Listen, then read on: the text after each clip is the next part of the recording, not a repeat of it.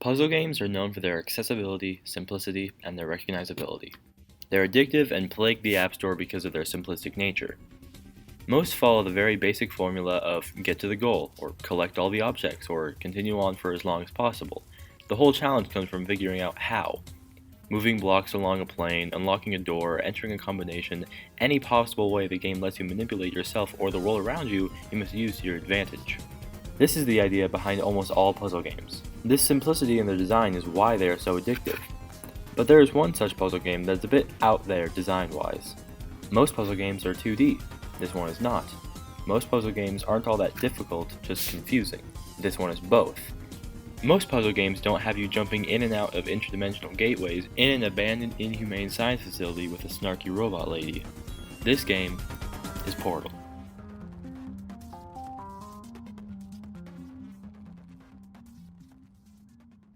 Portal is a first-person 3D action puzzle game made by Valve Software in 2007. It was first released in a bundle called the Orange Box, which released 3 games from the Half-Life series and Team Fortress 2. Despite being the black sheep of the Orange Box, Portal was the fan favorite of the bunch, selling over 4 million copies and getting dozens of awards, like Best Puzzle Game, the Innovation Award, and the fabled Game of the Year Award. Portal took the gaming industry by storm, and it's absolutely no surprise why. Portal's gameplay is something like this. You go through a series of test chambers utilizing, you guessed it, portals. You have the Aperture Science handheld portal device, or more popularly known as the Portal Gun, and use its $1 million space-bending technology to move some cubes and do some cool stunts. The test chambers are designed to make you think. The level designers did a great job of teaching you to utilize the portal mechanic, as well as any other gimmick in the chamber, to open each exit door. After a while, you start to get used to the portal gun's mechanic, and it becomes an extension of your hand, so to speak. And the chambers are built around this. They're all really intelligently designed. They force you to think outside the box constantly. Portal just destroys the box. Not only are the chambers really good at massaging your brain, the portal mechanic is just really fun. Bouncing around through the ground into a wall and playing around with the physics is just hilarious. And the game knows how it's fun, because a lot of its chambers are built around its incredible Portal engine. But this game isn't all just for laughs. Portal's lore and story is one of the best the industry has seen in gaming for its atmosphere and writing. You wake up in a white room hearing radio in the corner looping a 20-second song as you move around and grasp your bearings. Soon you are greeted by a robotic voice. Hello, and again, welcome to the Aperture Science Computer-Aided Enrichment Center. She never introduces herself in-game, but she is the Genetic Lifeform and Disk Operating System, or GLaDOS. And boy does she love testing. After a very helpful rundown of why you're here, For your own safety and the safety of others, please refrain from Por favor, donde fallan muchas gracias, and back. she opens a portal and sends you on your way. The first 2 tests involve putting boxes on buttons without the use of the portal gun. The portals appear and disappear in predetermined locations to help you understand how they work. It's a tutorial, and a pretty good one at that. The portal mechanic can be extremely jarring at first, so it brings you in nice and slow. In the 3rd chamber, you find the portal gun. It's only a baby version, so it only fires blue portals, while the game places the orange portals in predetermined locations. You complete the next few chambers learning how to place portals, avoiding sewer water, and experiencing the magic of janky physics, all while GLaDOS's soothing sentiments calm your nerves. Please be advised that a noticeable taste of blood is not part of any test protocol, but is an unintended side effect. Any contact with the chamber floor will result in an unsatisfactory mark on your official testing record, followed by death. Good luck. Well done. Remember, the Aperture Science Bring Your Daughter to Work Day is the perfect time to have her tested.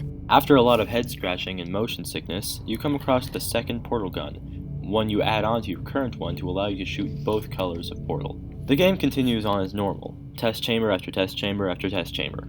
The only sounds besides the machines whirring and the soft, mysterious music in the background are GLaDOS's only slightly threatening remarks. If you become lightheaded from thirst, feel free to pass out. Did you know you can donate one or all of your vital organs to the Aperture Science Self-Esteem Fund for Girls? It's true. Cake and grief counseling will be available at the conclusion of the test. Hello again. To reiterate, Previous warning. momentum. When the testing is over, you will be missed. Once you get to test chamber 16, you get a glimpse of the truth of what's going on behind these white walls. Literally. You find a wall panel pushed out from its spot and get to crawl inside, discovering a dark mechanical room, very unlike the plain white chambers you've been in this whole game. You see creepy scrawlings on the wall as the music gets louder and more eerie. And here, this very room is what started one of the biggest memes in internet culture history, for some reason. Aside from the cake thing, the wall writing seems to be warnings, telling you how to get rid of the turrets in that same chamber. Speaking of turrets, these things say some strange things while they're riddling you with bullets. Are you still there? Who are you? I don't blame you. I don't hate you.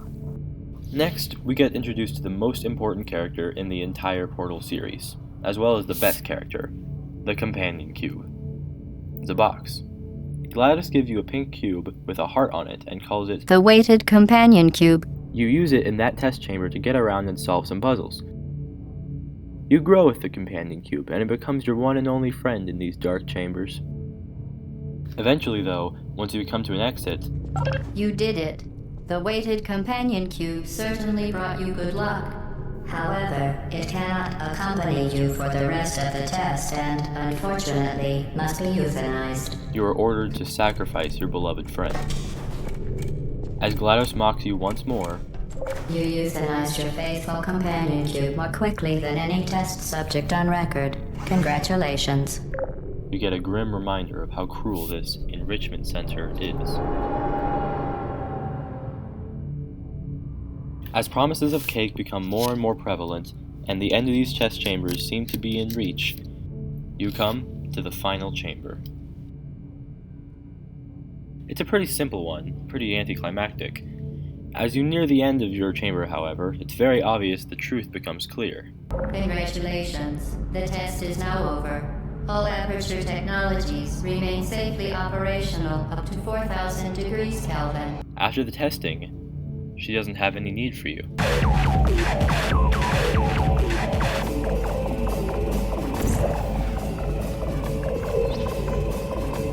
What are you doing? Stop it. We are pleased that you made it through the final challenge where we pretended we were going to murder you. As you run around the inner workings of the facility, you find new friends who try to kill you, and slowly make your way towards GLaDOS herself. Well, you found me. Congratulations. Was it worth it? Because despite your violent behavior, the only thing you've managed to break so far is my heart. Maybe you could settle for that, and we'll just call it a day.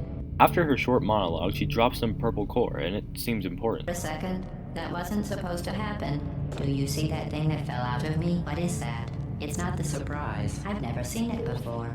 You then avenge your fallen companion cube by throwing this piece of GLaDOS into the nearby incinerator. Are you taking? But maybe you shouldn't have done that. You're kidding me. Did you just stuff that Aperture Science thing, we don't know what it does, into an Aperture Science Emergency Intelligence Incinerator? That has got to be the dumbest thing that... Whoa. Good news. I figured out what that thing you just incinerated did. It was a morality core they installed after I flooded the enrichment center with a deadly neurotoxin to make me stop flooding the enrichment center with a deadly neurotoxin. So get comfortable while I warm up the neurotoxin emitters. The GLaDOS fight consists of you guiding rockets to hit GLaDOS around before she poisons the entire room. As you hit her, more cores fall off of her, and you throw them into the incinerator again and again, as she becomes more and more unstable. As you destroy the final core, the timers are turned off and it's over. You beat her, and finally escape the Aperture Science, with frankly more questions than answers. Don't believe me? You see the sky for the first time as the screen fades to black.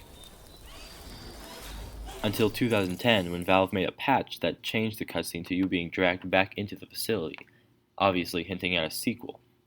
Portal 2 came out later in 2011, but this video essay for my digital media class is already past its due date, and so I'll leave Portal 2 for a later date.